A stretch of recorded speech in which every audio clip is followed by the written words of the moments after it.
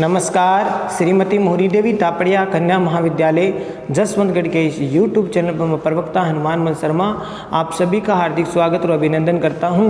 प्यारे विद्यार्थियों, बीए प्रथम वर्ष की कक्षा में हिंदी साहित्य विषय के अंतर्गत प्राचीन काव्य जो आपका प्रथम प्रश्न पत्र है, उसमें प्यारे विद्यार्थियों विगत वीडियो से कबीरदास जी के पदों की व्याख्या कर रहे हैं। प्यारे विद्यार्थियों, चलिए आज हम पढ़ते हैं। अगला पद 5 पद तक हम पढ़ चुके हैं।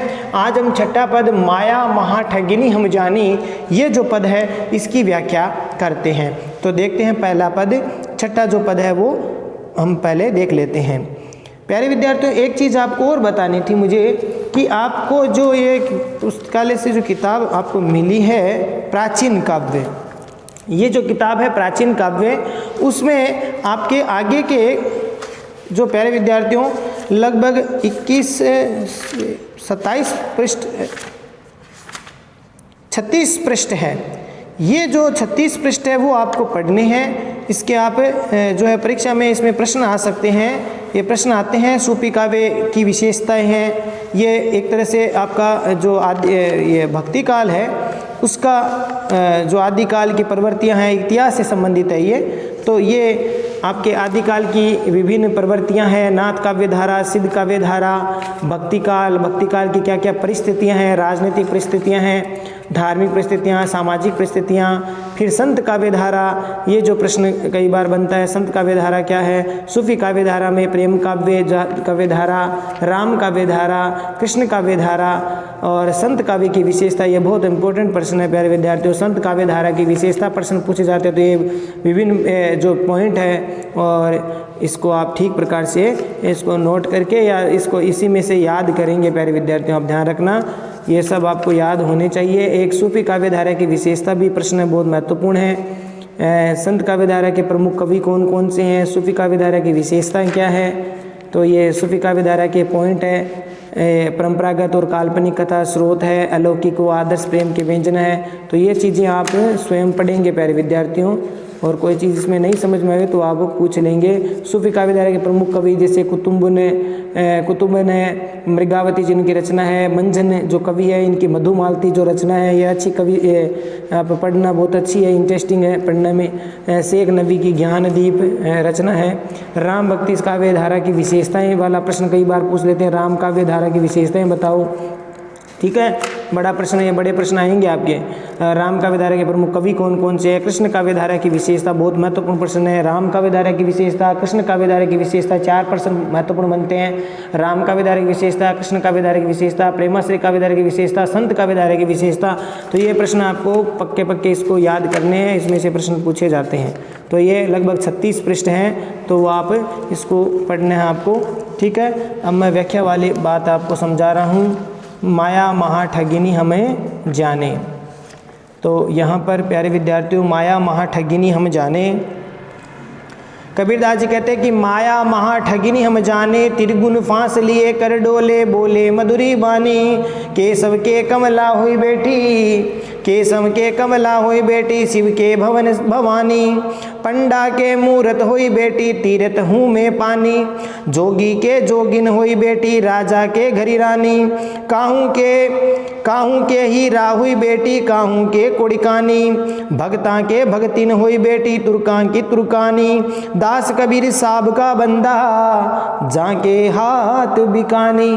प्यारे विद्यार्थी, इस पद में कबीरदास जी द्वारा ये प्रस्तुत प्रसंग में क्या लिखना है कि प्रस्तुत पद्यांश कबीरदास जी द्वारा रचित कबीर ग्रंथावली से उद्धृत है। और इसमें प्यारे विद्यार्थी इसमें इन्होंने माया के जो विभिन्न स्वरूप है उसका वर्णन किया है। माया के विभिन्न स्वरूप का वर्णन वो किया है और विभिन्न स्वरूपों का वर्णन करते हुए माया को ठगिनी बताया है। और इस तरह से ठगिनी बताकर कबीरदास जी कहते हैं कि माया से मनुष्य को मुक्त रहना चाहिए, परे रहना चाहिए। संसार चक्र के जो मायामय होने का यहाँ पर उपदेश दिया है कि संसार चक्र है वो माया से युक्त है और उसमें माया से हमें दूर रहना चाहिए। ठीक है प्यारे विद्यार्थियों, तो ये आपके प्रसंग में आपको लिखना है। अब देखिए, माया महा ठगिनी हम जानी, माया महा ठगिनी, ठगिनी मैंने ठगने वाली है, महा मैंने अत्यधिक, माया है वो हमें अत्यधिक रूप से ठगने वाली है। ये कौन कहते हैं? कबीरदास जी कहते हैं हम जानी, हमने जाना है कि मैंने, कबीरदास जी कहते हैं कि मैंने ये अच्छी तरह से समझ लिया है, जान लिया है कि ये इस संसार को माया है वो ठगने वाली है। इस संसार को ठगने वाली सबसे बड़ी क्या है? माया है। माया इस संसार को सबसे बड़ी ठगनी है, ठगती है। कैसे ठगती है? देखो, त्रिगुण फांसी लिए कर डोले, ये आप पुस्तक में देख लेना प्यारे विद्यार्थियों, पुस्तक में जो पद है वो देख करके और इसके अर्थ को समझेंगे। त्रिगुण फांसी लिए कर डोले, कर मैंने हाथ में, त्रिगुण मैंने त्रिगुण, तीन गुणों, तीन गुण कौन कौन से होते हैं प्यारे विद्यार्थियों? सत रज तम, सत रज और तम, ये तीन गुण होते हैं। तीन गुण के ही व्यक्ति होते हैं, सतोगुणी, रजोगुणी और तमोगुणी। ठीक है, तो तीन क्या है? गुण होते हैं। मनुष्य कितने प्रकार के होते हैं? गुणों के अनुसार तीन प्रकार के होते हैं, सतोगुणी, रजोगुणी और तमोगुणी। तो सर्वश्रेष्ठ होता है सतोगुणी, उसके बाद में आता है रजोगुणी और फिर से अधम कोटि का होता है वो तमोगुणी होता है। तो त्रिगुण फांसी ये माया है, वो तीन फांसी माने तीन जो फांसी है या डोर है जो है वो लिए कर डोले, कर डोले मैंने अपने हाथ में लिए हुए डोलती फिरती रहती है माया, और बोले मधुरी वाणी, और बड़ी मीठी मीठी वाणी बोलती रहती है। ठीक है, तो ये माया कौन सी फांसी लेकर के हाथ में डोलती रहती है? त्रिगुणों की। त्रिगुण क्या है? सत्व, रज और तम। तो ये माया सत, रज, तम, इन तीनों गुणों के फंदे को, फांसी को, फंदे को जो हाथ में लिए घूमती रहती है और मधुर वाणी में बोलती रहती है, सबको आकर्षित करती रहती है। और इसमें ये जो मधुर मधुर वाणी बोलती है तो लोग इसके फंदे में फंस जाते हैं। ठीक है, माया के बंधन में फंस जाते, बंधन में बंध जाते हैं। केशव के कमला हुई बेटी, शिव के भवन भवानी। केशव मैंने विष्णु, यहाँ पर केशव का कृष्ण अर्थ ने लेकर के विष्णु के अर्थ में आता है। कृष्ण, केशव मैंने कृष्ण भी है। तो विष्णु भगवान के कमला, कमला मैंने कमला, कमला मैंने कमला का अर्थ कमला, कमला मैंने लक्ष्मी। तो केशव विष्णु के कमला यानी लक्ष्मी होकर के बैठी है ये माया। तो शिव के भवन भवानी, तो शिव जी के यहाँ, शिव जी के घर पर या उनके भवन में शिव के साथ वो भवानी स्वरूप यानी शिवानी स्वरूप में पार्वती का स्वरूप धारण करके बैठी है। तो माया तो भगवान के भी यहाँ है।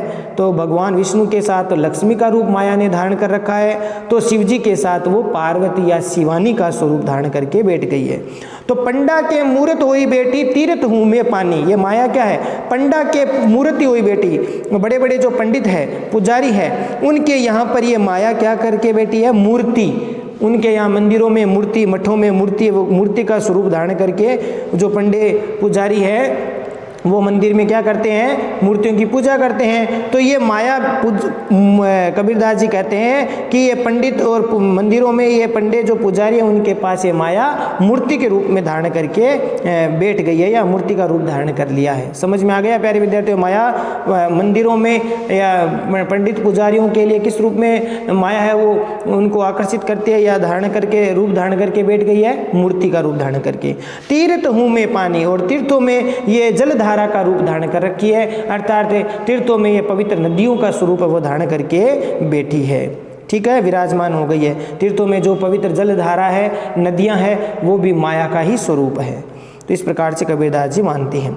जोगी के जोगिन हुई बेटी, राजा के घरी रानी। जोगी माने योगी, के जोगिन, जोगी के माने योगी के, जोगिन माने योगिनी, योगिनी होई मैंने होकर के, बेटी मैंने बेटी है।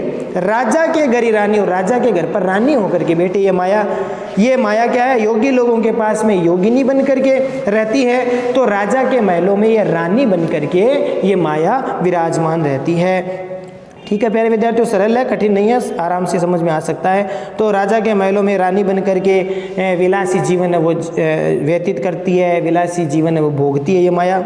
और काहू के हीरा हुई बेटी, काहू की कोड़ी कानी, काहू मैंने किसी के, हीरा हो बेटी यानी किसी के धनवान के पास, तो ये हीरे जवाहरात के रूप में माया बेटी है। हीरा हो बेटी का मतलब हीरा जवाहरात बन करके बेटी है। और काहू के कोड़ी कानी, और किसी के यहाँ तो गरीब के यहाँ कोड़ी कानी यानी कानी कोड़ी बन करके, यानी एकदम से जो है जिसको कोड़ी बोलते हैं, बहुत ही कम मूल्य वाली माना जाती है। पहले प्राचीन समय में ये कोड़ी मूल्य के रूप में चलती थी। ठीक है ना, रुपये जैसे आज चलते हैं ऐसे कोड़ी भी चलती थी। तो ये कोई किसी के यहाँ तो हीरा जवाहरात का रूप धारण करके बेटी यानी धनवान के पास तो, और किसी गरीब के पास तो ये कानी कोड़ी का रूप धारण करके बैठी है।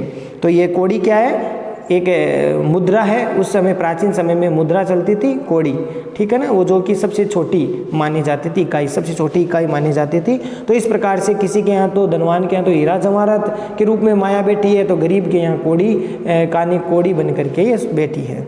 आगे देखो, भक्ता के भक्तिन हुई बेटी तुर्का के तुर्कानी, भक्तों के यहाँ, भक्तों के घर में ये भक्ति का स्वरूप धारण करके माया बैठी है, भक्तों के यहाँ ये माया भक्ति का स्वरूप धारण करके बैठी है। तो तुर्कों का अर्थ यहाँ पर मुगलों से है, तो मुगलों के घर में ये मुगलानी बनकर, ये यवनी बनकर के ये रहती है, ठीक है। तो इस तरह से ये संसार है पूरा माया के अधीन है, माया के अधीन है। माया वो अनेक प्रकार के स्वरूप धारण करती है और लोगों को आकर्षित करती रहती है। सांसारिक जो जीव है उनको आकर्षित करती रहती है, अपने फंदे में वो उनको फांसती रहती है। दास कबीर साहब का बंदा जाके हाथ बिकानी, कबीरदास जी कहते हैं कि मैं तो अपने साहब यानी परमात्मा, साहब मने परमात्मा, साहब शब्द का प्रयोग यहाँ पर परमात्मा के लिए, अपने ईश्वर के लिए किया है। कबीरदास जी कहते हैं साधु भाइयों, ये तो मैंने तो अच्छी तरह से ये सुन लो, मेरी बात को अच्छी तरह से आप सुन लो कि मैं तो परमात्मा का क्या हूँ, साहब का बंदा, बंदा मने सेवक हूँ। कबीरदास जी कहते हैं मैं तो साहब का मैंने परमात्मा का क्या हूँ, बंदा हूँ, बंदा मैंने सेवक हूँ, दास हूँ, चाकर हूँ। और जहाँ के हाथ बिकानी, मैं तो उनके हाथ ही बिक गया तो माया का प्रभाव कैसे रहेगा। जो मायापति है, जिनके द्वारा माया रची जाती है, मैं तो उनके हाथ ही बिक गया तो फिर मेरे ऊपर माया का प्रभाव नहीं पड़ेगा। तो इस प्रकार से साधु भाइयों, आप मेरी बात को अच्छी प्रकार से समझ लो कि मैं परमात्मा का सेवक हूँ, दास, साहब का बंदा हूँ, यानी परमात्मा का सेवक हूँ, दास हूँ। और माया के अधीन होने के बजाय मैं तो उन्हीं परमात्मा के हाथ बिक गया हूँ, जहाँ के हाथ बिकाने, जहाँ के किसके, परमात्मा के हाथों में मैं बिक गया हूँ। और इस प्रकार से माया को उन्हीं के चरणों में मैंने समर्पित कर दिया है, तो अब मेरे ऊपर माया का प्रभाव नहीं पड़ेगा, मैं माया से पूर्णतः मुक्त रहूँगा। तो इस प्रकार से कबीरदास जी बड़ी दृढ़ता के साथ ये बातें कहते हैं। विशेष वाले पॉइंट में प्यारे विद्यार्थियों आपको लिखना है, कबीरदास जी ने सारे संसार को माया जाल बचा करके, माया से ग्रस्त बता करके उससे मुक्त रहने का उपदेश दिया है। कबीरदास जी इस माया को, संसार में जो है संसार को माया जाल से ग्रस्त बताया है, साथ साथ ये बताया कि इस माया से हमें मुक्त रहना चाहिए, उपदेश दिया है। और पद जो योजना है या भावाभिव्यक्ति है वो उचित प्रकार से हुई है। इस प्रकार से आप लिख सकते हैं, अनुप्रास, उल्लेख, रूपक, अलंकार का प्रयोग इसमें किया गया है, ठीक है। यहाँ पर अलंकार, यहाँ पर कौन कौन से, अनुप्रास, रूपक, उत्प्रेक्षा, अलंकार का प्रयोग यहाँ पर किया गया है। अनुप्रास, रूपक और उत्प्रेक्षा, उल्लेख, अलंकार का प्रयोग इसमें किया है। उत्प्रेक्षा की जगह उपमा लिखी, प्यारे, उपमा लिखना था, उपमा और आपके उल्लेख अलंकार का प्रयोग इसमें किया गया है।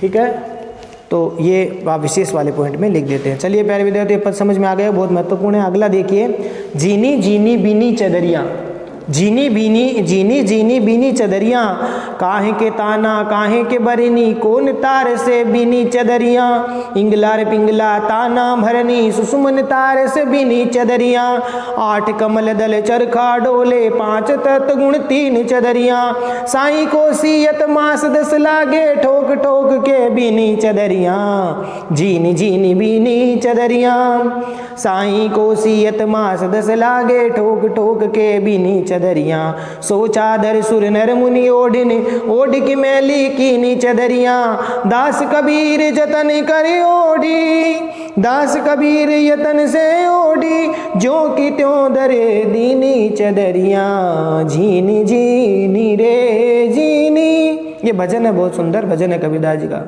चदरिया झीनी रे झीनी, ओ राम नाम रस बीनी चदरिया, झीनी रे झीनी।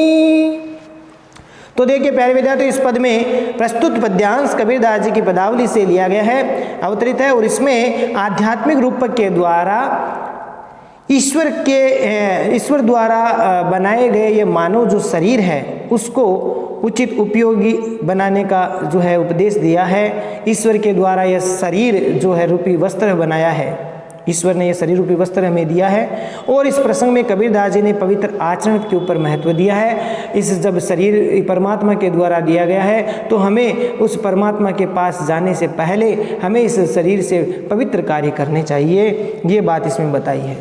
तो देखिए पहले भी देखो, जीनी जीनी बीनी चदरिया। जीनी जीनी माने कोमल पतली पतली, बीनी माने बनी हुई, चदरिया माने ये शरीर रूपी चादर। चदरिया क्या है यहाँ पर? शरीर रूपी चादर।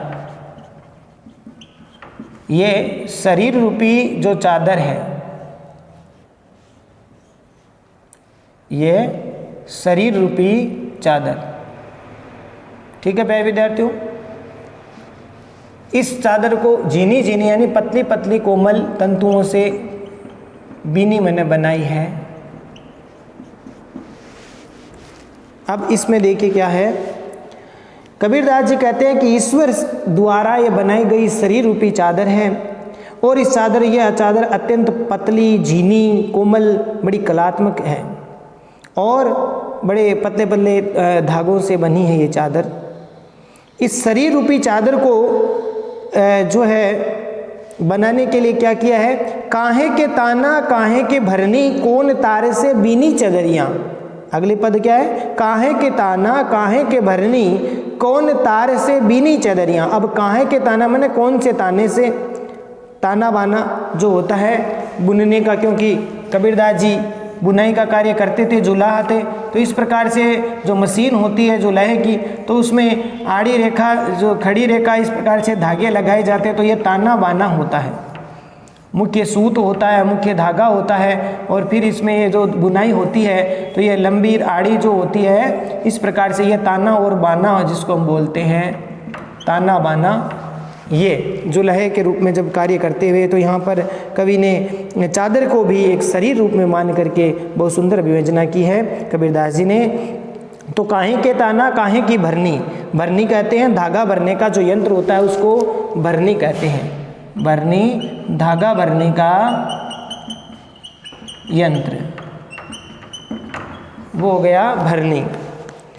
तो कौन सी चीज़ से जो शरीर रूपी जो चादर है उसको बुनाई करने में या बुनने में किसका तो ताना लगा है और किसकी भरनी बनाई गई है, और कौन तार से बीनी चदरिया, और कौन से तार से बीनी मैंने बनाई है या बुनी है ये चादरिया, यानी चादर से किस तार से इस चादर को बुनाया गया, कौन सी चादर है? शरीर रूपी चादर को कौन से ताने से, कौन से बाने से, कौन सी भरनी से, कौन सी तार से इसकी बुनाई है वो की गई है।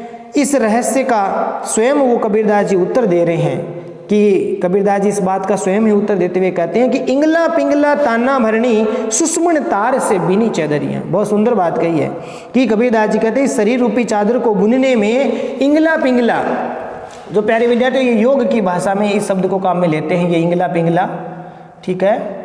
ये इंगला पिंगला जो शब्द है वो यौगिक शब्द है और इसको जो है हठयोग में जो योगी लोग हैं वो भी काम में लेते हैं इस शब्द को, और कबीरदास जी ने भी इसको काम में लिया है।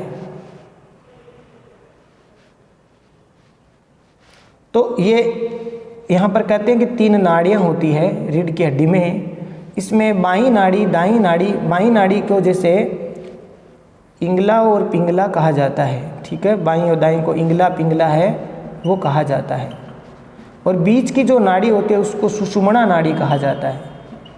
क्या कहा जाता है? सुषुम्ना नाड़ी।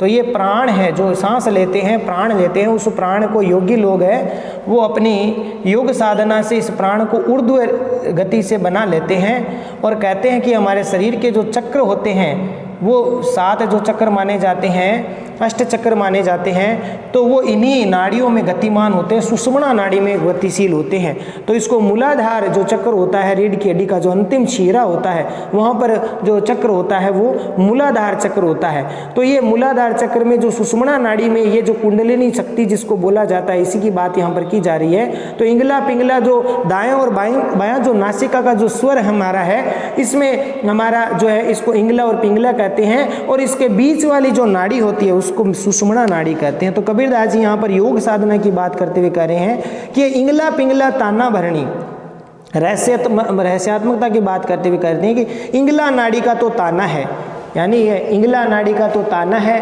और ये बाना है कौन सा, पिंगला का। तो इंगला पिंगला का तो ताना भरनी, ये ताना है भरनी, यानी इंगला और पिंगला नाड़ी का ताना और भरनी है। और सुषुम्न तार से बीनी चदरिया, और सुषुम्ना जो नाड़ी है उस मुख्य धागे से इसको बुना गया है। ठीक है, तो इस प्रकार से योग का ये शब्द है इंगला पिंगला और सुषुम्ना। तो सुषुम्ना नाड़ी है वो मुख्य डोरा है। सुषुम्ना नाड़ी मैंने बता दिया, इसमें 3 नाड़ियाँ होती है, रीढ़ की हड्डी के भीतर होती है, बहुत सूक्ष्म होती है। ठीक है, और इससे कहते हैं कि जब ये जागृत हो जाती है, ये एड़ा पिंगला और सुषुम्ना नाड़ी जब ठीक प्रकार से अपनी ऊर्जा का स्रोत जब ऊर्ध्वगामी हो जाता है तो व्यक्ति कहते हैं कि मानव से महामानव बनता है। लेकिन इसके पीछे बहुत साधना करनी पड़ती है प्यारे विद्यार्थियों। ये योग की भाषा का शब्द है। ऐसी भाषा का शब्द नाथ पंथ में भी गोरखनाथ जी में हठ योग जो किया जाता है, जहाँ हट यानी सूर्य और ठय माने चंद्रमा दोनों का जब मिलन किया जाता है उसको ही यहाँ पर ये बात कबीरदास जी भी बात भी कहते हैं। तो योग साधना की बात यहाँ पर है। तो इंगला पिंगला की ताना भरनी है और सुषुम्ना तार का जो मुख्य धागा या डोरा है उससे ये चदरियाँ शरीर रूपी चादर है वो बुनी गई है। 8 कमल दल चरखा डोले 5 तत्व गुण 3 चदरियाँ। 8 कमल दल चरखा डोले, और इसमें 8 कमल यानी 8 चक्कर हैं। ये कितने चक्कर मैं बता रहा हूँ, 8 चक्कर। तो यह 8 चक्रों का क्या है, एक तरह से ये चरखा है। 8 चक्रों का ये क्या है, चरखा है, चरखा। ठीक है, तो 8 ये चक्कर है। इन चक्रों को हमें यहाँ पर कबीरदास जी ने कहा है अष्टकमल दल चरखा डोले। ये चरखा घूमता है 8 चक्रों का। 8 कमल दल, दल मैंने पत्ता, कमल का पत्ता।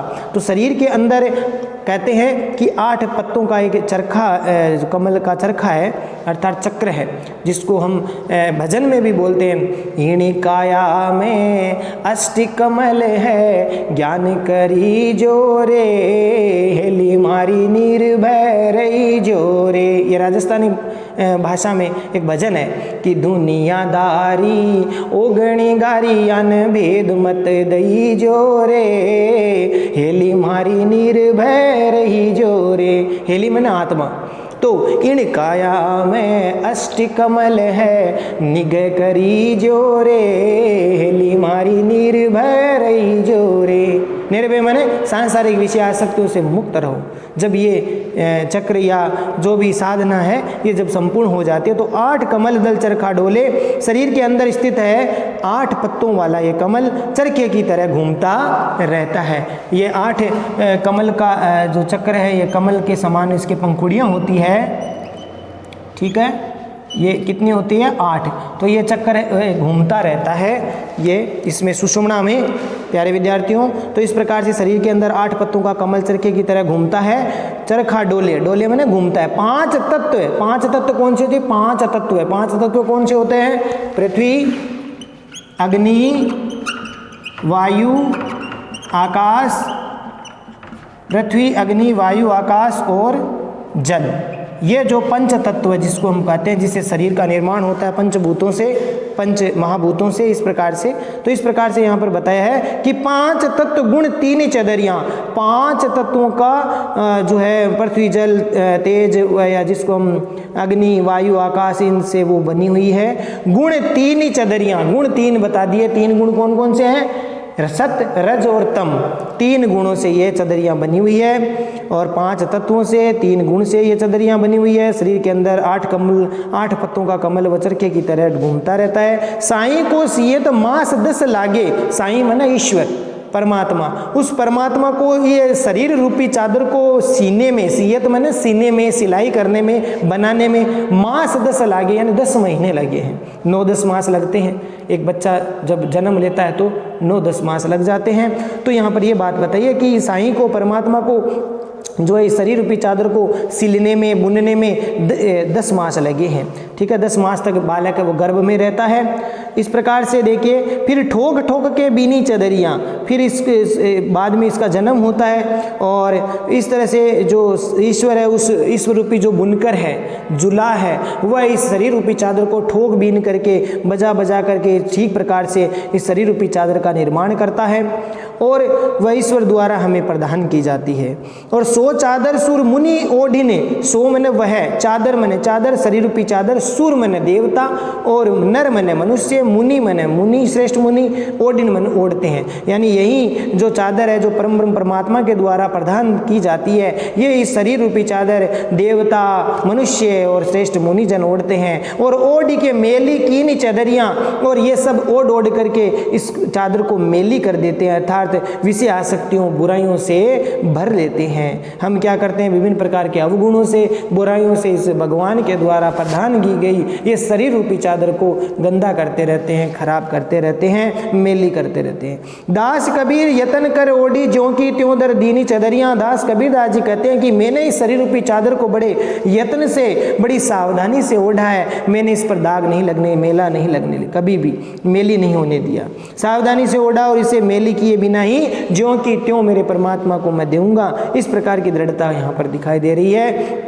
कहने का तात्पर्य कबीरदास जी ने कह रहे हैं कि भाई जब शरीर का निर्माण ईश्वर द्वारा बड़े बड़े यत्न के साथ किया गया है तो उस शरीर के निर्माण में इंगला, पिंगला, सुषुम्ना जो नाड़ी है वो काम आती है। फिर नाभि के भाग में कमल घूमता रहता है और इसका निर्माण पंच महाभूत तत्वों द्वारा, 3 गुणों द्वारा होता है। इस प्रकार से शरीर का निर्माण के गर्भ में 10 मास तक उसको लग जाते हैं बालक को, ठीक है ना, किसी जीव को। इस तरह से मानव शरीर परमात्मा के कलात्मक रचना कहा जाता है और इसका उपयोग हमें इस तरह से होना चाहिए कि इसको अपवित्र नहीं हो पाए। अंत में इसी स्वरूप में ईश्वर को हमें समर्पित करना है, क्योंकि ये शरीर नश्वर है। ये शरीर जो भगवान के द्वारा बना हुआ है, क्योंकि जब बालक जन्म लेता है, मनुष्य जब जन्म लेता है तो उस समय एकदम शुद्ध बुद्ध आत्मा होता है, परमात्मा स्वरूप होता है। जैसे जैसे बड़ा होता जाता है वैसे वैसे उसमें विकार, बुराइयाँ, माया की आसक्ति उसमें होती जाती है और फिर वह हम क्या करते हैं, शरीर रूपी चादर को मेला करते रहते हैं। तो ये बात इसमें बताया कि हमें पवित्र ही रखना चाहिए, क्योंकि परमात्मा को ये शरीर रूपी चादर फिर से समर्पित करनी पड़ती है। तो प्यारे विद्यार्थियों, आशा करता हूँ समझ में आ गएगा। विशेष वाले पॉइंट में आपको लिखना है कि इस पद में आचरण की जो अपवित्रता और विषय वासना की कलुषता की ओर संकेत किया गया। विषय वासना से मनुष्य भरा हुआ है और आचरण उसका अपवित्र है, तो इस ओर संकेत किया गया है। साथ ही साथ इसको त्याग करने की बात भी कही गई है। कबीरदास जी कहते हैं इस प्रकार से अपवित्रता, विषय वासना को त्यागना चाहिए। ये शरीर रूपी चादर हमेशा पवित्र रह सकती है। जब हम इनका त्याग कर देंगे तो ये शरीर रूपी चादर मैली नहीं होगी, पवित्र रहेगी। दूसरी बात आप लिख सकते हैं कि शरीर को चादर ईश्वर को उसका निर्माता और इंगला पिंगला की ताना भरनी और 8 कमल का जो चरखा है, ये जो रूपक का सहारा लेकर कबीरदास जी ने आध्यात्मिक चिंतन है वो यहाँ पर व्यक्त किया है।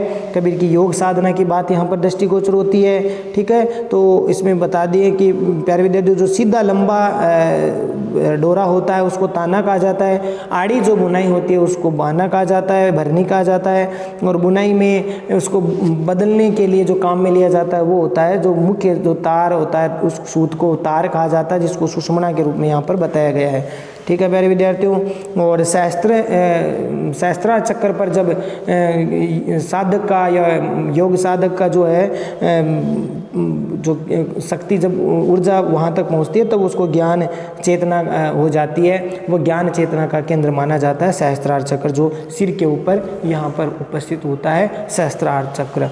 तो इस प्रकार से इसमें अनुप्रास रूपक समासोक्ति अलंकार का प्रयोग हुआ है। अनुप्रास रूपक समासोक्ति अलंकार का प्रयोग इसमें किया गया है। अनुप्रास रूपक समासोक्ति अलंकार का प्रयोग इसमें किया गया है। काव्यलिंग अलंकार का भी है इसमें, काव्यलिंग अलंकार भी है इसके अंदर, ठीक है। तो ये अलंकारों में आप लिख देंगे। तो प्यारे विद्यार्थियों, अब अगला जो है ये पद आपको समझ में आ गया होगा। अगला पद हम लेते हैं कि पानी बीच मीन प्यासी, सुन सुन मोय आवे हाँसी। प्यारे विद्यार्थी, ये भी भजन है। पानी बीच मीन पियासी, सुन सुन मोवे आवे हाँसी रे मोहे, सुन सुन आवे हाँसी रे। आत्मज्ञान बिना नर भटके, कोई मथुरा कोई काशी रे मोहे, सुन सुन आवत हाँसी रे। तो ये भी बहुत सुंदर भजन है।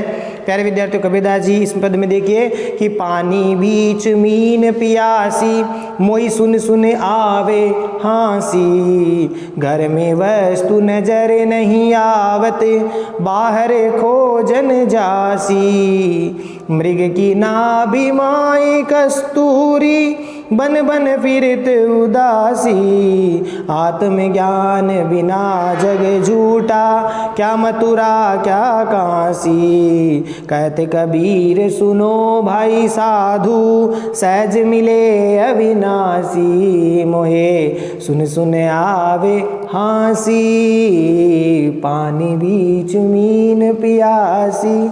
प्यारे विद्यार्थी, इसमें आत्म तत्व की बात कही है कि है वो परम तत्व हमारे भीतर है, फिर भी हम उसको बाहर खोजते रहते हैं। वो तो यही बात हो गई जैसे मछली पानी के भीतर रहती है और फिर भी वो प्यासी मरना, ये उसी बात का द्योतक है। तो ये बात इसमें बताई है। कबीरदास जी द्वारा रचित पदावली से यह उद्गृत है, ये आप प्रसंग में लिखेंगे। कबीरदास जी द्वारा रचित पदावली से उद्गृत है ये पद, प्रस्तुत पद्यांश कबीरदास जी द्वारा रचित पदावली से उद्गृत है। और इसमें उन्होंने आत्मज्ञान को महत्व दिया है। किसको दिया है? आत्मज्ञान को। अपने आत्मा का जब ज्ञान हो जाता है वो सबसे श्रेष्ठ होता है। कबीरदास जी कहते हैं आत्मज्ञान को। तो आत्मज्ञान के महत्व का प्रतिपादन इसमें किया गया है। अब देखिए, पानी बीच मीन पियासी, मीन में ना मछली, मीन का अर्थ क्या होता है? मछली। पानी बीच मीन पियासी,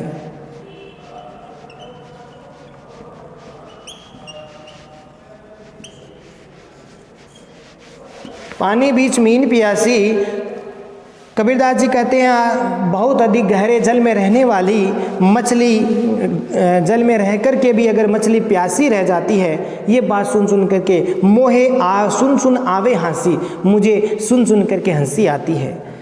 ठीक है ना। यहाँ पर कबीरदास जी कहना चाहते हैं घर घर में परमात्मा है, घट घट में परमात्मा है, फिर भी हम उसके दर्शन नहीं कर पाते व्यक्ति। तो इस प्रकार से अगर वह दर्शन नहीं कर पाता तो कबीरदास जी कहते मुझे हंसी आती है। उसे लोग फिर कहाँ खोजने जाते हैं? उसे कोई मंदिर में खोजता है, कोई मस्जिद में खोजता है, कोई गिरजाघर में, कोई तीर्थों में, है ना, न जाने कहाँ कहाँ पर खोजता फिरता रहता है, लेकिन वह उसे मिल नहीं पाता परमात्मा। वो परमात्मा भीतर ही मौजूद है। कबीरदास जी ऐसा कहते हैं कि वो परमात्मा क्या है? भीतर ही विराजमान है, भीतर ही मौजूद है। बस उसको पहचानने की जरूरत है, उस आत्मज्ञान के द्वारा उसको पहचानने की जरूरत है।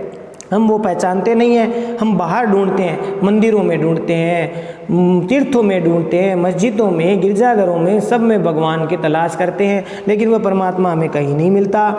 तो ये बड़ी आश्चर्य की बात है। कबीरदास जी कहते हैं मुझे बड़ी आश्चर्य होता है, मुझे हंसी आती है कि घर में वस्तु नज़र नहीं आवे। क्योंकि ये क्यों नहीं आती? क्योंकि आत्मज्ञान का अभाव है हमारे भीतर। जब आत्मज्ञान हो जाता है तब वो उस परम तत्व के हमारे साक्षात्कार हो जाता है, परम तत्व की मौजूदगी का एहसास हमें होने लगता है। लेकिन जब तक वो आत्मज्ञान नहीं होता तब तक वह परमात्मा हमें दृष्टि गोचर नहीं होता। हम फिर बाहर ढूंढते फिरते हैं, वो बाहर नहीं है, कहीं अंदर ही है। ये बात कबीरदास जी कहते हैं। कबीरदास जी आगे कहते हैं कि घर में वस्तु नजर नहीं आवत, बाहर खोजन जासी। यानी कबीरदास जी कहते हैं कि जब तक हमारी आत्मा पर माया का प्रभाव रहता है, माया का आवरण रहता है, तब तक जैसे घर में कोई वस्तु रखी हुई वस्तु है वजह से नहीं दिखाई पड़ती है, उसी प्रकार से वो परम तत्व हमें दिखाई नहीं देता। हम उसे खोजने के लिए घर के बाहर जाते हैं, अर्थात तीर्थों में जाते हैं, मंदिरों में जाते हैं, है ना। इस प्रकार से बाहर खोजने जासी, बाहर खोजने जासी मैंने बाहर खोजने के लिए जाते हैं, जबकि वह शरीर रूपी घर के अंदर ही स्थित है। आत्मा को माया के कारण है, वह हम बाहर खोजते फिरते रहते हैं, जबकि वह परम तत्व क्या है? हमारे भीतर ही मौजूद है। हम माया के कारण ही उसको क्या करते हैं? बाहर खोजते फिरते हैं। अगला देखिए कि मृग की नाभि माई कस्तूरी, बन बन फिरे तो उदासी। वह ठीक उसी प्रकार से यहाँ पर एक दृष्टांत उदाहरण दिया है कबीरदास जी ने कि जिस प्रकार से हरिण की नाभि में कस्तूरी होती है, जो कस्तूरी मृग होते हैं उसकी नाभि में कस्तूरी होती है, सुगंधित पदार्थ होता है एक कस्तूरी, तो वह कस्तूरी होती है। वह कस्तूरी की सुगंध को खोज में बन बन खोजता रहता है, फिरता रहता है, लेकिन उसको कस्तूरी नहीं मिलती, जबकि उसको पता नहीं होता है कि वह मेरी कस्तूरी मेरे भीतर ही है, मेरी नाभि में ही है। फिर भी वह गंध के चक्कर में, वह गंध के कारण उसको ढूंढता फिरता रहता है, लेकिन वह उसको कहीं नहीं मिलती। इस कारण से वह उदास हो जाते हैं। मृग की नाभि माही कस्तूरी, मृग की नाभि माही मन में कस्तूरी है, बन बन फिरे तो उदासी, फिर भी वो वन वन में भटकता रहता है, उदास होता रहता है। उसी प्रकार से कबीरदास जी यहाँ पर कहते हैं कि वो परम तत्व हमारे भीतर ही है, उसको खोजने की, बाहर खोजने की आवश्यकता नहीं है, वह भीतर ही है। इसलिए शरीर में स्थित परमात्मा को बाहर ढूंढते हैं और उससे फिर नहीं मिलते तो हम उदास रहते हैं, अर्थात हम सोचते हैं कि भगवान है ही नहीं, भगवान के दर्शन नहीं होते, जबकि उसको हम अंदर खोजते ही नहीं है, वो तो अंदर ही मिलते हैं। कबीरदास जी के पद आपने पढ़ा होगा कि मोको कहाँ ढूंढे रे बंदे, मैं तो तेरे पास में, है ना। खोजी हो तो तुरंत ही मिले पल भर की तलाश में। अगर कोई खोजी है, वास्तव में खोजबीन करने वाला है, तो वो पल भर की तलाश में वो प्राप्त हो सकता है। मोको कहाँ ढूंढे रे बंदे, मैं तो तेरे पास में, ना मैं काबा ना कैलाश में, है ना, न मंदिर मस्जिद कहीं पे मैं नहीं हूँ, मैं तो हूँ आपके भीतर ही हूँ। देखिए प्यारे विद्यार्थियों, अगला अर्थ इसका, तो उसी प्रकार शरीर रूपी, शरीर में जो स्थित परमात्मा वो बाहर ढूंढते रहते हैं, उससे नहीं मिलता है तो फिर उदास हो जाते हैं। आत्मज्ञान बिना जग झूठा, ये परमात्मा बाहर ढूंढने से हमें नहीं मिलता, और हमारे भीतर में जब आत्मज्ञान नहीं होता तो सारा संसार हमें झूठा लगता है। परमात्मा के दर्शनों के लिए चाहे मथुरा चले जाए, काशी चले जाए, पवित्र स्थानों पर ही क्यों न जाए, आत्मज्ञान के अभाव में हमें सिर्फ शून्य ही शून्य दिखाई देता है, या हमें आत्मज्ञान के बिना सारा संसार झूठा ही दिखाई देता है। कहीं पर भी वो उस परम तत्व के हमें दर्शन नहीं हो पाते। जब तक हमें आत्मज्ञान नहीं मिलता तब तक वो चीज़ नहीं मिलती। कहते कबीर क्या मथुरा क्या काशी, यानी चाहे काशी चले जाओ, मथुरा चले जाओ, वहाँ जाने पर भी हमें उस परम तत्व की प्राप्ति नहीं हो सकती, उस परमात्मा की, ईश्वर की प्राप्ति नहीं हो सकती। जब तक हमारे भीतर आत्मज्ञान नहीं होता तब तक ये सारा जग झूठा है, व्यर्थ है, शून्य है, वर्त है।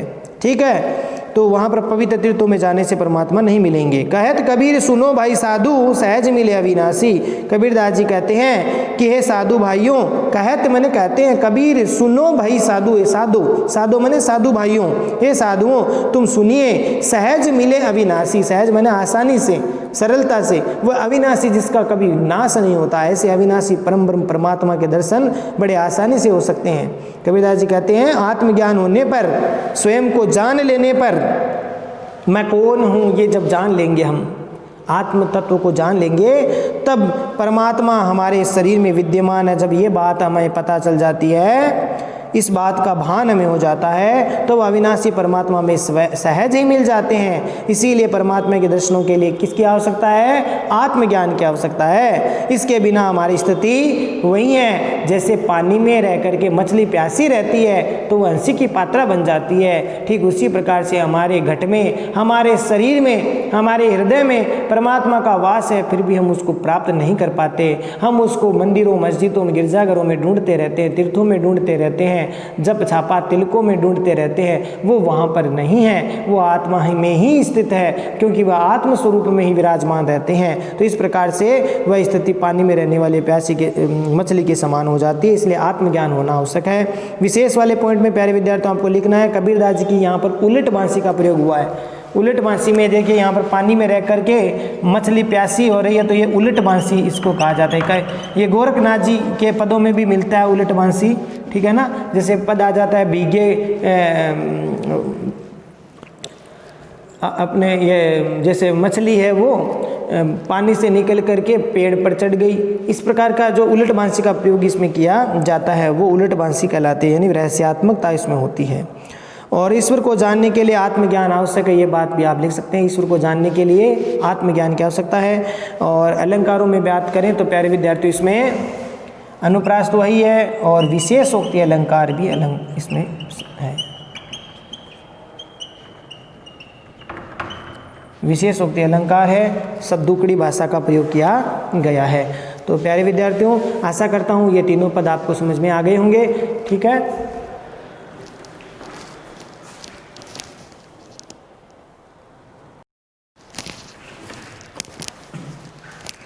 तो प्यारे विद्यार्थियों, आज के लिए बस इतना ही। अगले वीडियो में फिर हाजिर होंगे कबीरदास जी के आगे के पदों की व्याख्या को लेकर के। तब तक के लिए इन व्याख्या को ठीक प्रकार से आपको पढ़ना है, नोट्स बनाना है और याद भी करना है प्यारे विद्यार्थियों, ठीक है ना। अब गंभीरता से आपको पढ़ना है और परीक्षा की नज़दीकता को देख करते हुए ठीक प्रकार से इनको पढ़िए, नोट्स बनाइए और याद कीजिए। चैनल को लाइक, शेयर और सब्सक्राइब करना ना भूलें। जय भारत, जय हिंदी। धन्यवाद विद्यार्थियों।